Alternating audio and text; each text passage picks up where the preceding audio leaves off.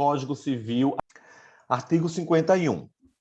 Nos casos de dissolução da pessoa jurídica ou cassada a autorização para o seu funcionamento, ela subsistirá para os fins de liquidação até que esta se conclua. Parágrafo 1º. Far-se-á, no registro onde a pessoa jurídica estiver inscrita, a averbação de sua dissolução. Parágrafo 2º. As disposições para a liquidação das sociedades aplicam-se, no que couber, às demais pessoas jurídicas de direito privado. Parágrafo 3º. Encerrada a liquidação, promover-se-á o cancelamento da inscrição da pessoa jurídica. Artigo 52. Aplica-se às pessoas jurídicas, no que couber, a proteção dos direitos da personalidade.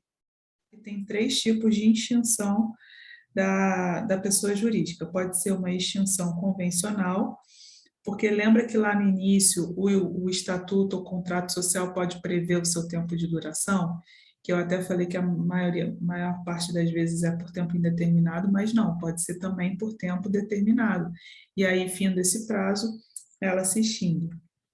Ou seus responsáveis optam por sua extinção. Então, não há prazo, mas em determinado momento eles resolvem destratar. Pode ter a extinção administrativa, que decorre de ato da administração pública em prol do bem comum, e a extinção judicial, que são os artigos 1034 do Código Civil e 599 a 609 do CPC. Quanto às associações, a Constituição fala, né, que a dissolução judicial depende de decisão transitada em julgado. E a lei anticorrupção prevê dissolução compulsória da personalidade jurídica como penalidade no artigo 19. Então, olha que interessante. É dar uma proteção com o véu do né, que protege o patrimônio dos sócios para os atos de mercância. Mas, a partir do momento que isso é usado para fins de corrupção, a lei anticorrupção prevê que pode haver dissolução compulsória como penalidade. Podemos ter também a dissolução irregular. Súmula 435 do STJ presume-se dissolvida irregularmente a empresa que deixar de funcionar no seu domicílio fiscal sem comunicação aos órgãos competentes, legitimando o redirecionamento da execução fiscal para o sócio-gerente. E enunciado 282 da Jornada de Direito Civil, o encerramento irregular das atividades da pessoa jurídica por si só não basta para caracterizar abuso da personalidade jurídica. Então, essa mudança de interesse sem comunicação serve para caracterizar a dissolução irregular, mas a dissolução irregular por si só não caracteriza abuso.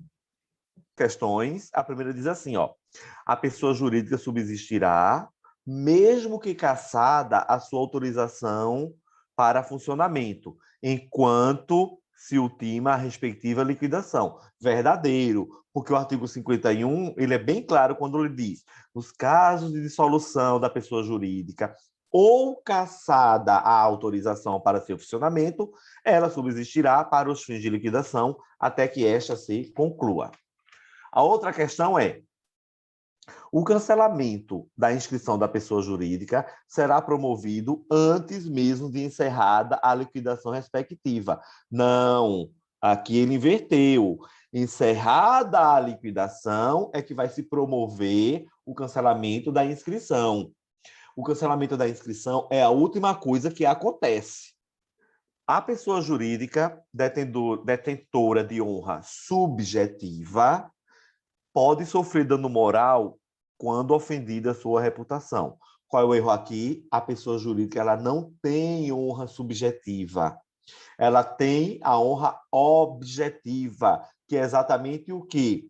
A qualidade que as outras pessoas atribuem a ela, aquela reputação que a pessoa jurídica goza perante a sociedade. Por isso que ela é uma honra objetiva e não subjetiva, ela não é sujeito. Quem tem honra subjetiva são as pessoas físicas, os cidadãos. Até porque a pessoa jurídica ela é detentora de identidade institucional. Ela é vista como uma instituição. E aí é bom a gente analisar a súmula 227 do STJ, que diz claramente que a pessoa jurídica pode sofrer dano moral, né, em sua esfera moral, o enunciado 286 da Jornada Civil e o RESP 1722443. Então, súmula 227 do STJ, a pessoa jurídica pode sofrer dano moral. Enunciado 286 das Jornadas de Direito Civil, os direitos da personalidade são direitos inerentes e essenciais à pessoa humana, decorrentes de sua dignidade, não sendo as pessoas jurídicas titulares de tais direitos.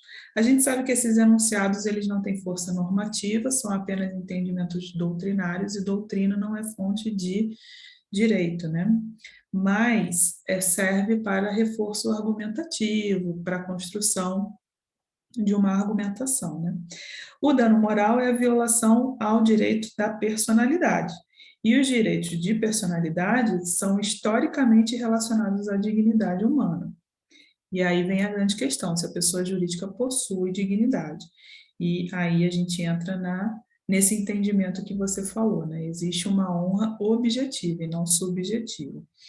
Julgamento do STJ, existe violação de honra objetiva da pessoa jurídica que não possui honra subjetiva. Então, ele diz: honra objetiva é o conceito de que goza no meio social.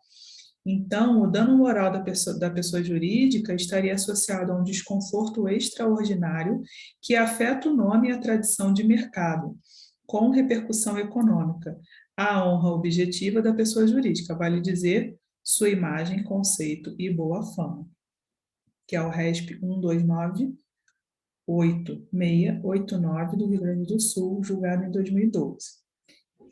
E aí vem outro julgado do STJ: o dano moral sofrido pela pessoa jurídica não se configura in re ipsa, o que não obsta, contudo, que sua comprovação ocorra por meio da utilização de presunções e regras de experiência no julgamento da controvérsia, no RESP 1564955.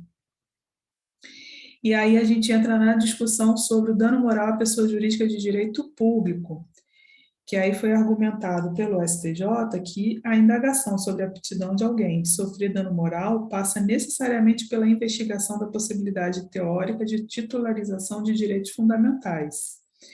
Então, trata-se de resguardar a credibilidade mercadológica ou reputação negocial da empresa, que poderiam ser paulatinamente fragmentadas por violações de sua imagem, o que ao fim conduziria a uma perda pecuniária na atividade empresarial.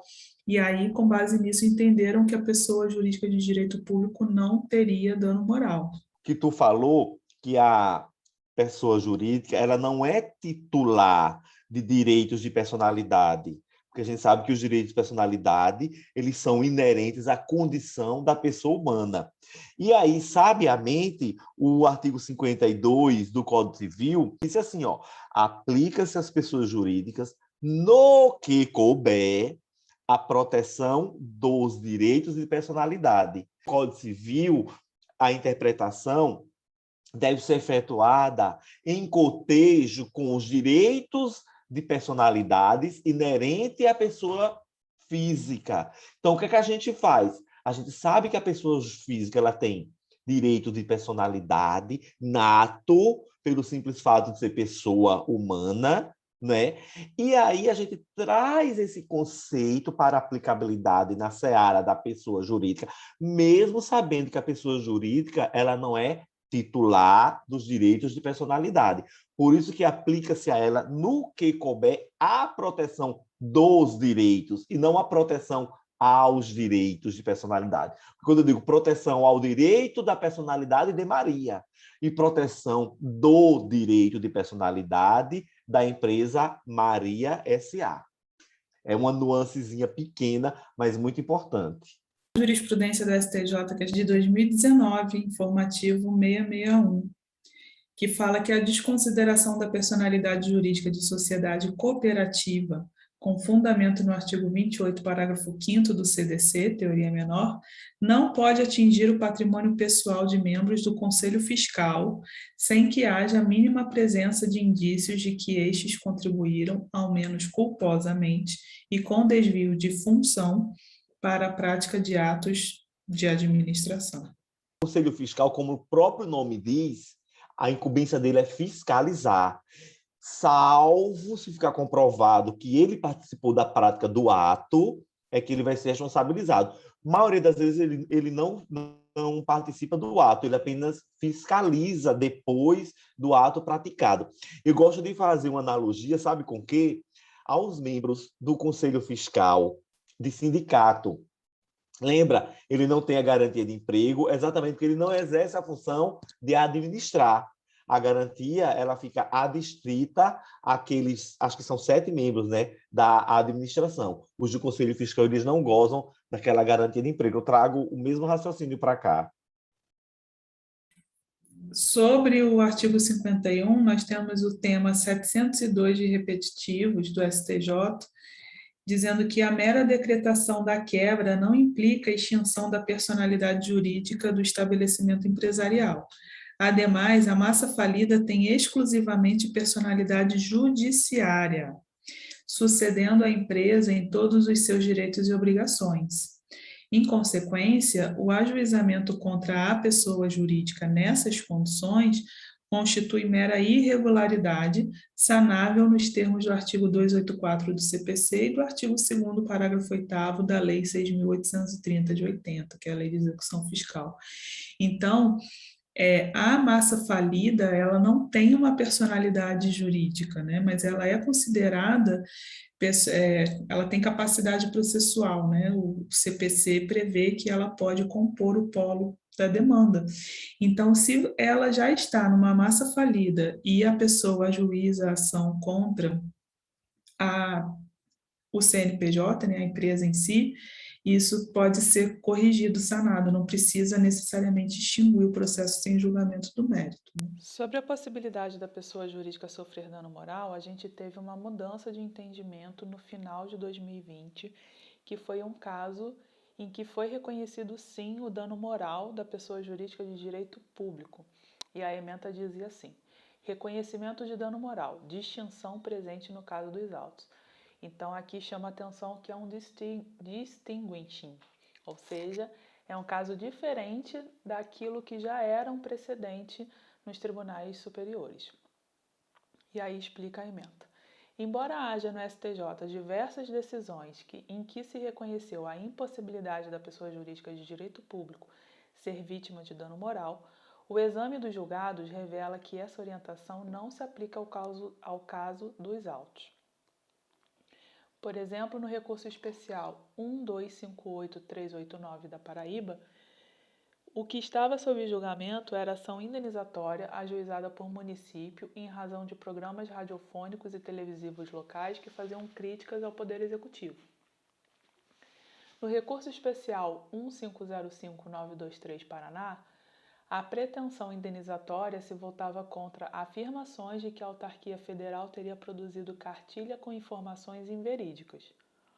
No recurso especial 1653783 de São Paulo, discutiu-se o uso indevido de logotipo do IBAMA. Diversamente do que se verifica no caso dos autos, nesses precedentes estava em jogo a livre manifestação do pensamento, a liberdade de crítica dos cidadãos ou o uso indevido de bem imaterial do ente público. Danos extrapatrimoniais. Também não afasta a pretensão reparatória o argumento de que as pessoas que integram o Estado não sofrem descrédito mercadológico. O direito das pessoas jurídicas à reparação por dano moral não surge apenas no caso de prejuízos comerciais, mas também nas hipóteses mais abrangentes de ofensa à honra objetiva. Nesse plano, até mesmo entidades sem fins lucrativos podem ser atingidas.